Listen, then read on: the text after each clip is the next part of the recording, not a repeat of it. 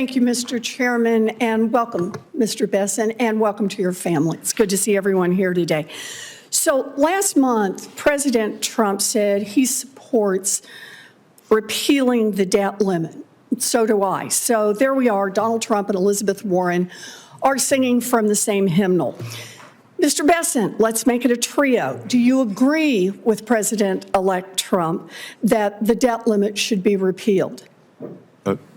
Senator Warren, first of all, I enjoyed our visit in your office and appreciate the fact that when I walked in, you said, let's talk about what we have in common, our love of Cape Cod, the Red Sox, and that addressing the affordability crisis and the housing shortage. So the debt limit is a very nuanced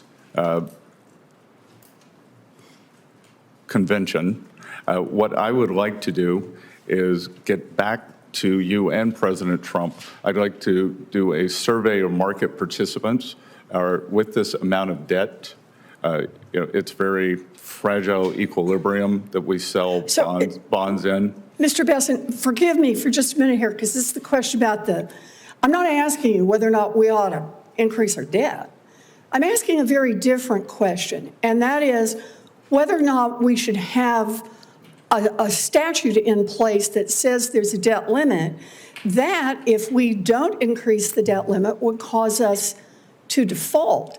And that's not an economic analysis. In fact, let me ask you, I understand earlier you were citing the Congressional Budget Office. Have you seen the Congressional Budget Office projections of what would happen if the United States government defaulted on its debt? That is, if we hit the debt limit and just kept on going without raising it or eliminating it? Yeah, look, Senator Warren, the United States is not going to default on its debt if I'm confirmed. But I will tell you that for people who don't understand the debt limit, it might be like taking out your handbrake in your car, that you can still hit the brakes, but it's one less feature. But I thought you just said you'd never use it. So you're talking about a handbrake that appears to be there, but in fact is not connected to a braking system. It is literally never used, right? I've never pulled a handbrake going 60 miles an hour in my car. And the reason for that, I assume, is the enormous cost of a debt default. In fact, the Congressional Budget Office that I was asking you about a minute ago said that, or Moody's estimated, that a debt limit breach would cost the U.S. economy $12 trillion and cost 6 million people their jobs.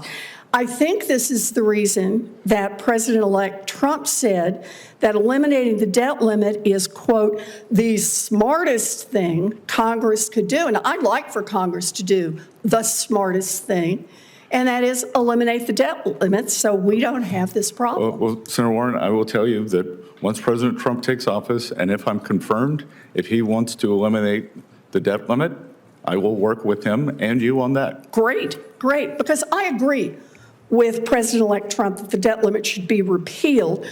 I note, however, right now that's not what congressional Republicans plan to do. Last month, they committed to raising the debt limit by another $1.5 trillion. So why do Republicans want to raise the debt ceiling?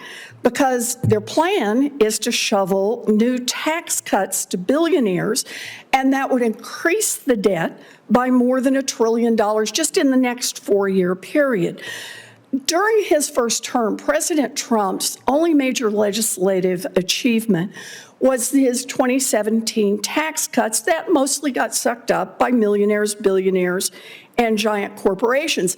Now, most of these cuts were good for only 8 years, so that Republicans who were designing them could claim that the cost was only $2 trillion, 8 years of cuts that added $2 trillion to the debt.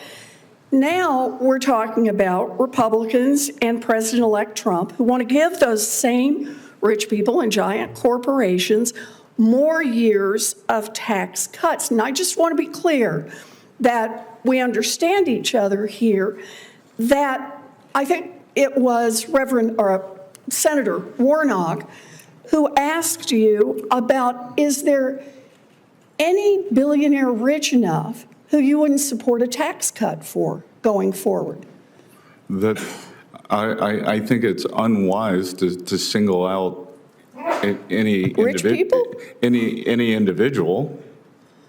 Okay, is there any group of billionaires? You can just pick a dollar figure and there can be more than one above that. I could give you a glib answer, but I won't. But again, that's not where the money is.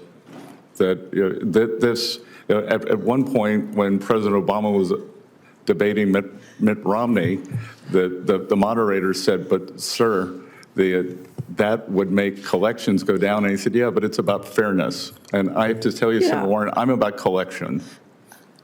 I understand, but I like to think that fairness is about billionaires actually paying their fair share too. Thank you, Mr. Chairman.